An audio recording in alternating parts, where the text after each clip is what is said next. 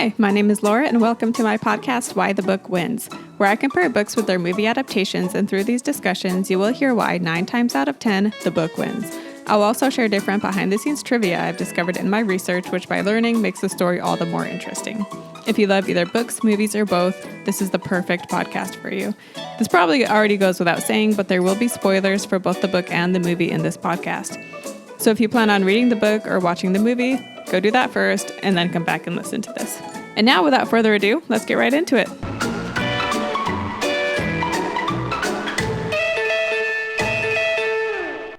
Hello, and thanks for joining me today.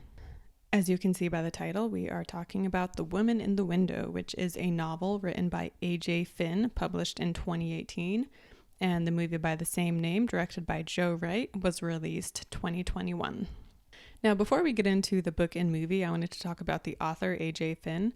His real name is Dan Mallory, and a year after this book was released, there was an article written in the New Yorker exposing lies he's told in order to get more attention and sympathy and notoriety. He claimed to have a doctorate from Oxford, which is a lie. He said he had a brain tumor, also not true. He also talked about his mom dying from cancer, his brother committing suicide, and the death of his dad, all of whom are still alive and well. And needless to say, this article brought a lot of negative attention to Mallory. He was supposed to release a second book in January of 2020, but it still has not come out, and it's been a year and a half now, and COVID can't be blamed because it was supposed to be released before COVID even hit. And funny enough, Netflix has announced it will be turning the New Yorker piece into a TV show starring Jake Gyllenhaal as Mallory. And I would think Mallory had to give permission, and I would think he received some sort of compensation. So in some ways, yeah, just this has boosted his fame, but not in the way he wanted, I don't think. But yeah, it's just a really interesting article, and I link to it in my blog post. So if you go to my site, Why the Book Wins, you can see it. Or you could even Google A.J. Finn New Yorker article, and you could read it. So it's really pretty interesting. But anyway, so on to The Woman in the Window for the synopsis. Anna Fox becomes agoraphobic, which for those who don't know, agoraphobic is when you can't leave your house and you don't like open spaces and you just stay in your house basically. So Anna Fox becomes agoraphobic after being in a car accident that left her, her husband, and her daughter stuck in the snow in the middle of nowhere for 2 days, 2 nights and a day. It was like 36 hours or something. And they had no cell reception. Her husband and daughter died. However, when the story begins, we're led to believe they're still alive because she talks to them. And it's not till later in the story we find out that they actually did die. To deal with her depression and panic attacks, she's on a number of medications and has become an alcoholic and drinks a lot while on these pills and doesn't keep track of the dosing. She spends a lot of time watching Neighbors and ends up meeting a new neighbor that just moved in named Jane Russell. She also meets their son, Ethan, who is a very kind and tender 17-year-old. Then one night she sees Jane get stabbed while in the house, but doesn't see who did the stabbing. She calls 911, but the cops think she is hallucinating and delusional due to all the drugs and alcohol in her system. And the Russells claim that nothing happened, and they bring Jane over to prove that she's fine. However, the Jane they have come over is not the Jane that Anna had met. And Ethan follows his dad's direction and is like, yeah, you're delusional. You never met my mom. But Anna can tell that he's lying. By the way, before all this happened, she was a child psychologist. And so she can just see the signs that Ethan is uncomfortable and lying. Anna also has a tenant named David. He's living in the basement, and she starts to suspect that he has something to do with this because he was helping. So the dad across the street, his name is Alistair Russell. David had been helping him. And also Anna received a picture to her email of herself sleeping. And so someone has been in her home and she knows David has the key. So she starts to be suspicious. And she ends up calling the detectives when she receives that picture of herself. But once again, the Russells come over, the detectives are there, and they tell her that she's imagining things. And one of the detectives breaks the news that her family isn't even alive. And this whole time, she's been telling them that her husband and her are separated and that their daughter is with their husband. And they also tell her that she just must have imagined this other Jane and is just causing this drama, taking this picture of herself, just as a way to get attention. And maybe she's also a little delusional because she watches a lot of old thrillers like Alfred Hitchcock movies. So they think it's just getting in her head. And then with these drugs in her system, she's just not thinking clearly. And she is convinced that it was all just in her head. But then later she comes across a picture she took when Jane was at her house, and Jane's reflection can be seen in the window because she was taking a picture of the sunset. And so that proves that she actually didn't make Jane up. When she sees this, she calls Ethan and gets him to come over and shows him the picture. He opens up to her that the woman is named Katie and is his birth mom. She found them and wanted to be in Ethan's life again. And long story short, he tells her that the real Jane stabbed Katie because she doesn't want anyone taking Ethan away from her. And Anna says, well, we have to go tell the police. But Ethan convinces her to let him go back and talk to his parents and get them to just turn themselves in. Time goes by and Ethan texts saying that they are headed to the police. And so Anna goes to bed. But then later that night, she wakes up and sees that Ethan is right there in her room. So it turns out Ethan is a psychopath and he's the one who stabbed Katie. He and Anna get in a fight and she ends up killing him. The cops come over and the dad, Alistair, confesses everything. He didn't admit to what happened initially because he was trying to protect Ethan. And the real Jane wasn't even aware that this happened because she had been out of town at the time. And by the end of the book, we flash forward 6 weeks and Anna is getting the courage once again to go outside and reclaim her life. So my thoughts on the book. This book isn't crazy long. It's like 455 pages, but at least 1/3 of it could have been taken out because there were times where it just went on and on. And there isn't even any drama till like halfway through the book. Finn says that he likes old movies because they take their time building up, the characters and the story. And I guess that was his intention here because he certainly did take his time. Early on, I suspected Ethan wasn't as good as he appeared, and I kept waiting for something to happen with him because it just seemed too cliche that the angry, controlling father was behind it all. And the parts with her tenant David just seemed like a waste. I never actually suspected that he was part of any of it, and I figured he was just a red herring, which he was. I also suspected pretty early on that her family was actually dead. So when the big reveal happens where we find out that they have died, it wasn't very exciting because that's what I figured had happened anyway. And then the last quarter or so of the book is where we should be on the edge of our seat because that's where, things really start happening. But even the suspenseful moments just seem to drag by and would, you're just wanting to hurry and wrap it up. I did like all the movie references the book had, though. If you're a fan of old movies, especially Alfred Hitchcock, then I would think you would also like how often these movies are included in one way or another. And the movies she watches will sometimes clue us and her into what is actually going on with the Russells.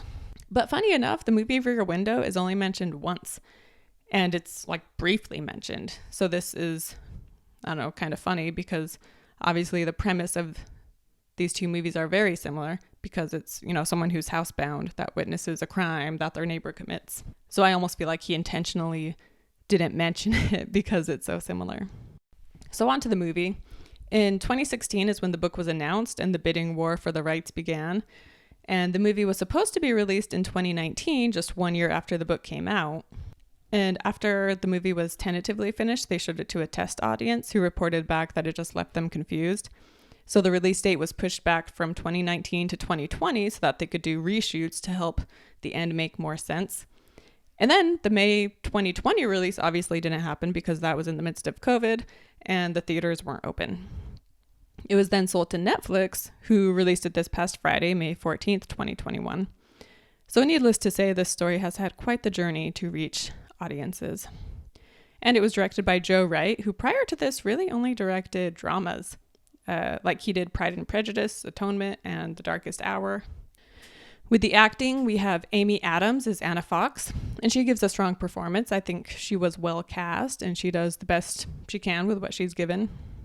Gary Oldman is an amazing actor, and here he plays Alistair, and he gives an incredibly forgettable performance. If this was the first thing I saw him in, after the movie was over, I would never have thought of him again. And his acting is just very surface level and cliche. And it's ironic because Joe Wright directed him in his Academy Award winning role in The Darkest Hour. But yeah, it was very lacking in this movie. We have Julianne Moore and Jennifer Jason Leigh as the two Janes. Moore is the Katie Jane, and she's well cast. She's only in about 10 minutes of the movie, but overall she gives a believable performance. Lee is a fantastic actress, which begs the question, why did they cast her in the role of Jane? Because the character of Jane literally has like one line in the whole movie, so it just seems like a waste. They should have just casted some nobody, because her character really was pointless. Not pointless, but it didn't require a good actress. And then we have Fred Hetchinger as Ethan. I actually hadn't seen him in anything before this. And when we still think Ethan is innocent, he doesn't really act the way Ethan is described in the book. Like, he's more socially awkward in the movie, I think. But when he shows his true self, I was a bit more impressed with his acting. So overall, he does good. Anthony Mackie is in about, 10 minutes of the movie. Maybe less, although you hear his voice. But despite his short screen time, he is solid in this. You, of course, will recognize him as Papa Doc in 8 Mile. I'm kidding, of course. People forget or don't even realize he was in 8 Mile. He became well known thanks to being in Marvel movies, which, if you've listened to a few of these podcasts, you'll know I'm not a fan of the superhero genre. So it annoys me when they get these really good actors, like, it seems like they're selling out by being in a dumb Marvel movie. Anyway, I know there's intense Marvel movie fans, so try not to hold it against me. So on to the differences. We'll start with scenes that were left out from the book. This movie is only about an hour and 40 minutes. And as I said, there is at least a third of the book that could be cut, if not more. And they totally could have kept in all the important moments from the book and not even make many changes, and the movie would still have only been like 2 hours. However, there are a number of things they left out that I wish they would have kept in. For starters, Anna has started a website called the Agora, which is a helpful website for agoraphobes where they can chat with other people and get help. A user Anna has known tells her about a new user who needs some help, and it's someone with the username of Grandma Lizzie, and she's an older woman in Montana. Her husband died about a month ago, and ever since, she hasn't been able to get herself to leave the house. And she and Anna start to have a close relationship, and Anna confides in her. And I suspected that something was up with Grandma Lizzie, and in the end we find out that it was Ethan pretending to be Grandma Lizzie. There's also a scene where Anna sees Jane, the replacement Jane, leave the house, and Anna goes to follow her. And this, of course, is a big deal since she doesn't like going outside, but she follows her to a coffee shop and confronts her. This would have been a nice addition to the movie because it would have given Jennifer Jason Leigh more screen time. Though ultimately, I suppose the scene doesn't really move the story forward at all because no new information is revealed in this encounter. So at the same time, I kind of get why they didn't bother including it. There is also a scene where Ethan comes over and he's just struggling with his parents and whatever. Alistair is so controlling. And Anna gives him a key to the basement because at this point David has moved out. And she tells him that if he ever needs to get away from his parents and just have his own space, he can come and stay there. Then later that night, Anna hears someone in her kitchen, and a man calls out, "Come downstairs, Dr. Fox." And it is Alistair, and he's drunk, and he's upset that she gave Ethan a key, and so he's there returning it, while also threatening her to stay away from his family. Initially, we assume he wants to protect Ethan from Anna, but of course, by the end of the book, we realize he's really protecting Anna from Ethan. The movie does have a scene where Ethan is talking to Anna, and then Alistair comes in and smacks Ethan and tells Anna to stay away from their family. This scene lacked the thrill of Alistair showing up during the night, though. And in the book, he's also never shown hitting Ethan. And then we have Punch, her cat. So the movie shows Punch limping near the end of the movie. And in the book, when Ethan comes over and reveals everything, though he's lying in part, when he initially first walks in the door, he asks, "How is Punch's paw?" And Anna's distracted and she's just like, he's fine. But later, Ethan goes to pick Punch up and Punch slinks away from him, whereas before he had liked Ethan. And that night, Anna's in bed and she's reminded that Ethan had asked about Punch's paw when he had never seen Punch limp, so how could he have known to ask? Plus the fact that the cat no longer likes him. And she realizes that something isn't right, and that's when she wakes up to see Ethan there. This was one of the more exciting parts in the book, and I wish it would have been kept in the movie. He tells Anna that he had hurt Punch because while he was sneaking around her house at night, the cat kept following him, and he's allergic and he was worried it would make him sneeze. And then after the car accident, Anna has a lot of injuries she needs to recover from, and she has a physical therapist named Bina visit her house. And after 10 months, Anna is doing much better, but Bina still comes by and they're just close friends. She doesn't play a key role. She's like just a friend of Anna's, but nonetheless, I still wish she would have been in the movie. And then on to David, the differences regarding him. So he's kind of a useless character, especially in the book. The movie gave him a more important role, but in the book, she's looking for a handyman to rent out her basement to, and she'll give him a discounted rent in return for his help around the house. Whereas David in the movie, he's just in a band, and he just fixes things on the side. And in the book, he's a very private person and doesn't talk much, and he's always serious, and she says how she never sees him smile. The movie, though, made him much more friendly.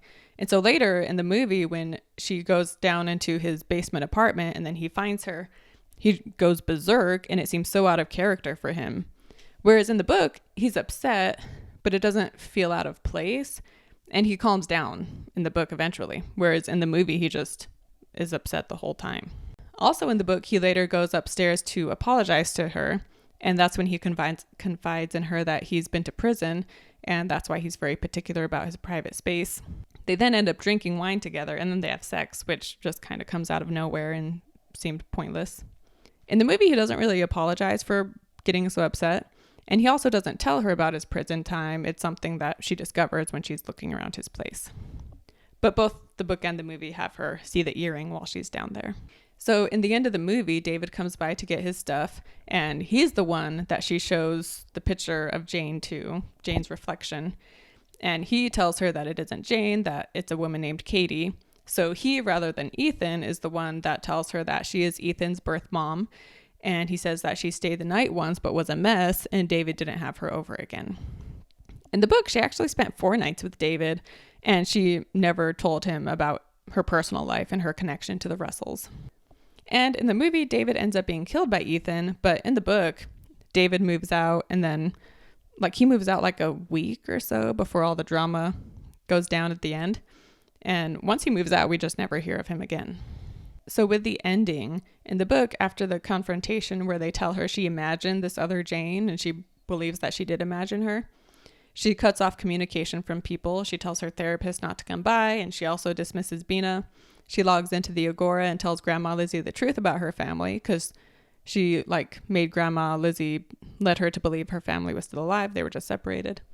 So she tells her the truth about her family and basically says goodbye. And it sort of seems like she's preparing to end her life, but she's just cutting people off. That's all she really does. Whereas in the movie, she records a suicide note video. But soon after she records it, she sees the picture with Jane's reflection, and so she doesn't go through with it. However, when Ethan makes his presence known, he tells her to go through with it, and he threatens her with a knife. And this is when the whole fight type scene takes place. So in the book, she wakes up in bed and sees Ethan there, but in the movie, she's just there in her kitchen, and she hears him. And the whole fight scene it just seemed way too over the top in the movie, and it just didn't fit with the feel of the movie that we'd had up until that point. And it almost becomes horror-esque, and it has her slipping in David's blood, and then Ethan, when they're on the roof, he gets her in the face with a hand rake thing people use for gardening, and it just seemed very out of place. In the book, when Ethan is telling her about everything, he says how he never knew his dad, his birth dad, and the last time he saw Katie, she still wouldn't tell him who he was. And so then when they're fighting on the roof, Anna has the idea to tell him that Katie told her who his dad was. And this, of course, gets Ethan's attention, so he loosens his grip so that she can tell him. And she just makes some stuff up, stalling for time, and she's basically just describing Ed, her husband. And then as she's talking, they approach the skylight, and that's when she just pushes him through and he falls down. The movie doesn't have all that drama about his dad because they made Alistair be his birth dad. And in both, Katie was on drugs and she was just in bad shape, which is why she gave him up for adoption in the book, whereas in the movie, Alistair had to find her and take Ethan.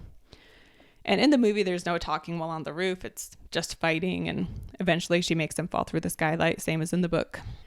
As I said, in the book, we fast forward 6 weeks, and we were also told, after Ethan's death. The cops come to the scene, and when they approach the Russells about all of this, Alistair immediately breaks down and tells them everything. Whereas in the movie, it's Jane who they say confesses everything and how Alistair still refuses to talk. And in both, we see Anna starting to move on, and in the book, she's just beginning to overcome her agoraphobia, whereas in the movie, it goes forward a few months, and it shows Anna, who seems to be totally healed and is selling her house. So some changes in regards to Alistair's work.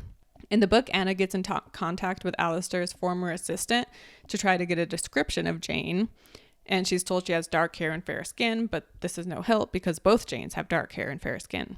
She is also told that the reason for Alistair's transfer is all very hush-hush and no one really knows the details. She later hears that the transfer was due to some drama with Alistair and his female boss, and Anna, of course, assumes that Alistair was having an affair and that's why they got transferred. But when Ethan is there at the end telling her everything, we find out that he has a thing for older women, and he had taken a liking to Alistair's boss, and he would go to her house at night, like what he had been doing with Anna.